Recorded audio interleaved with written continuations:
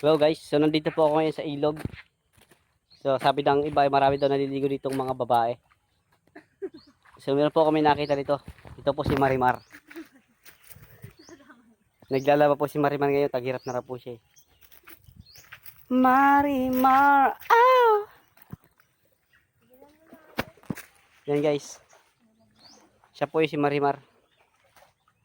Lumaki po sa tabing ilog, hindi sa tabing dagat. Marimar, tumingin ka sa akin, Marimar. Marimar. Aba, inutosan mo ako, dumaan nga lang ako dito. Marimar. Bilis na, babato ko sa ito. Damit mo. Ano ba? Ay, hala. Walang brush dyan. Wala. Hala, naku. Ako na yan, kusutin mo na lang. Ginawa po akong utosan dito ni Marimar. Marimar na lumaki sa tabing ilog. Hindi na natin ito pa-brushin. Paano to?